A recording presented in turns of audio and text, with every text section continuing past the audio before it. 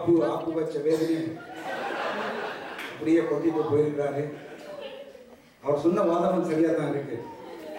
கீழ்படியாம, சுயபுத்தி இல்லை, பொறுமை இல்லை, அதாவது பயந்தாமொழிகளாக இருக்கிறாங்க. இவங்களெல்லாம் குடும்பத்தில் குழப்பம்னு சொல்லி வாதம் வச்சுட்டு போயிருக்காங்க.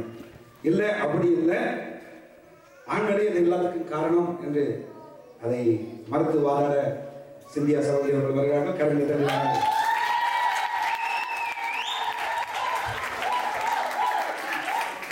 மதிப்புமிக்க நடுவர் அவர்களே, பேரன்புமிக்க அவை மக்களே, உங்கள் அனைவருக்கும் என்னுடைய வணக்கத்தை தெரிவித்துக் கொள்கிறேன்.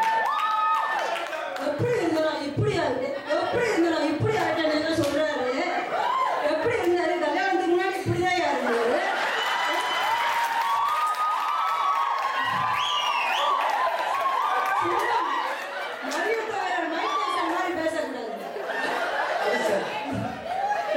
முன்னே அப்படியே இருந்தீங்க.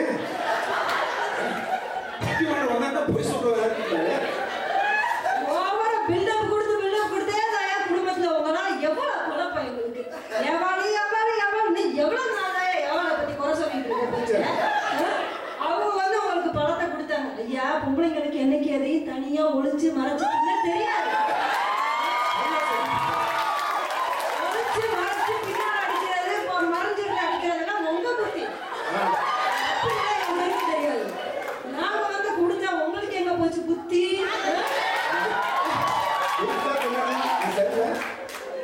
பல்ல காமிச்சிட்டு வாங்கி சாப்பிட்டீங்க. நீங்க தான் சொல்றீங்க நாங்க தலை நாங்க தலை நாங்க தலை தலை தலையா அந்த ஸ்ட்ராங்கா இல்ல பேசுறது. உங்களால குடும்பத்துல எவ்வளவு குழப்பம் வருது. மீசைய முறுக்கிட்டு நெஞ்ச நிமித்தி நிக்க வேண்டிய ஆம்பளை சிங்கம் மரத்துக்கு மேலால ஒளிஞ்சு நிக்குது, மறைஞ்சு நிக்குது. கஷ்டம் கேட்கிறாரு. நான் விளக்கின விருட்சத்தின் கனியை புசித்தாயான்னு சொன்னா ஆமான்னு சொல்றதை விட்டுட்டு தேவரீர் எனக்கு கொடுத்த ஸ்ரீயானவள் கொடுத்தா நான் சாப்பிட்டேன். என்னையா பதில் இது? நீங்க தான் சின்ன பாப்பா, கைக்குள்ள விரல விட்டா உங்களுக்கு கடிக்க தெரியாது. இந்த குறை சொல்றது, குற்றம் சொல்றது எல்லாம் அவங்க ஆம்பளைங்க புத்தி. நான் தப்பு சொல்ல காரணம் நீ, இந்த காரியம் நடந்தது காரணம் நீ, இந்த பில்டிங்கே எடுத்து கொடுத்தாலும் அதுக்கு காரணம் நீ. நீன்னு சொல்லி உங்களால குடும்பத்துல எங்களுக்கு எவ்வளவு குழப்பம். அப்புறம் என்னமோ சொன்னாரு, பொம்பளைங்களுக்கு பொறுமையே இல்லையாமா. உங்க பொறுமையை பத்தி எங்களுக்கு தெரியாதா? இவங்களுக்கு பொறுமை இருந்துச்சு ஒரு காலத்துல. எப்ப கல்யாணத்துக்கு முன்னால காதலிக்கிற நேரத்துல வர்றதுக்கு 2 மணி நேரம் ஆனாலும் ரோட்ல வேகாத வெயில்ல வலி மேல விழி வச்சு நாம தொங்க போட்டுக்கிட்டு வாழ்க்கையில கொசு போறது கூட தெரியாம பொறுமையா காத்து கிடந்தாரு. இப்ப கல்யாணத்துக்கு அப்புறம் கதவை தட்டிட்டு சாவி எடுக்க போறதுக்குள்ள 10 தடவை காலிங் பண்ணிருக்காரு. என்ன இவங்க பொறுமையை பத்தி நமக்கு பேசிக்கிட்டு இருக்காங்க. இப்படிதான் என் ஃப்ரெண்டு ஒருத்தர் கொஞ்ச நாளைக்கு முன்னாடி ஒய்ஃபை கூட்டிட்டு வந்தாரு. My darling, my sweetheart, my love, my ஹனின்னு இன்ட்ரடியூஸ் பண்ணாரு. இப்போ போன வாரம் என் வீட்டுக்கு வந்திருந்தாரு. ஃபுல்லா தண்ணி அடிச்சுட்டு வந்திருக்காரு.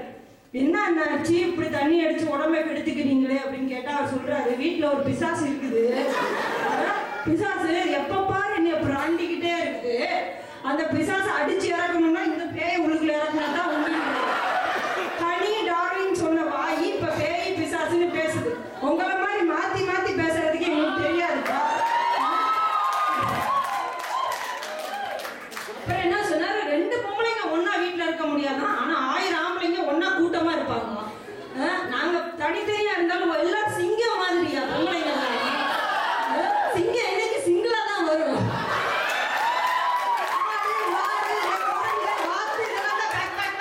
கூட்டமா அலையும். இவங்க எந்த கூட்டம்னு கேட்டு நடுவரையா நீங்க கொஞ்சம் தீர்ப்பு சொல்லணும்.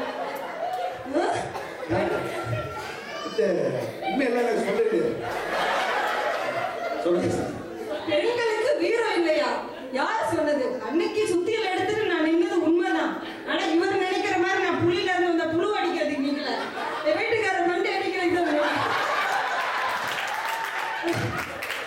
இந்த உண்மை தெரியாம இவர் வந்து ஏதோ பண்ணாதீங்க.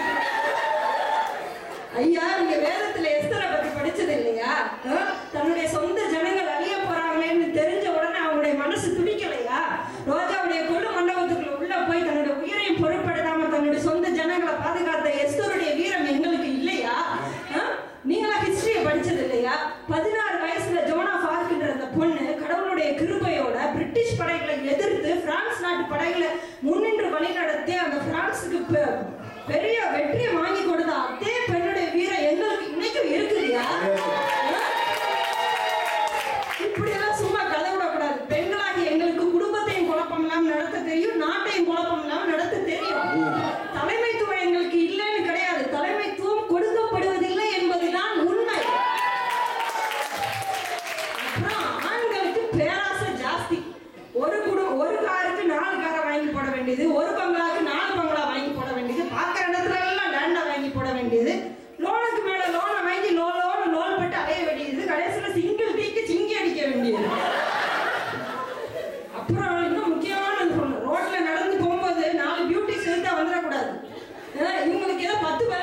பொருந்து போயிருது இருக்கிற 4 முடி இங்கிட்ட ஆட்ட வேண்டியது அங்கிட்ட ஆட்ட வேண்டியது கண்ணை உருட்டி உருட்டி இங்கிட்டு பார்க்க வேண்டியது அங்கிட்டு பார்க்க வேண்டியது எல்லாருக்கும் ஏதோ மன்மத ராசான்னு நினைப்பு வந்துருக்கு. இப்படி குறை சொல்றது குற்றம் சொல்றது பேய் பிசாசுன்னு திட்டுறது பேராசைப்படுறது ஓவரா பில்டப் கொடுக்கறது இதனாலே குடும்பத்துக்கு குழப்பம் ஆண்களே என்று சொல்லி விடைபெறுவதற்கு முன்னு நடுவரையா பட்டிமன்றம் ஊரா சுத்திக்கிட்டு இருக்கீங்களே நீங்க எதனால சுத்திட்டு இருக்கீங்க? எங்க அக்கா அங்க உங்க குடும்பத்தை கண்ணு கருமா பாதுகாக்கிறதுனால தான் அப்படி சுத்திட்டு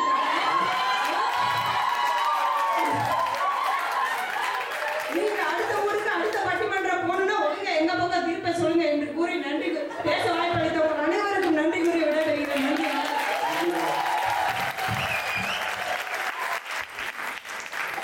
இந்த பட்டிமன்றத்தை நடத்துவதற்கு முன்பாகவே சகோதரி என்னை எச்சரித்தார். ஆணா பெண்ணா என்பதை தீர்மானிக்கிறதுக்கு ஒரு ஆண் இருக்க முடியாது.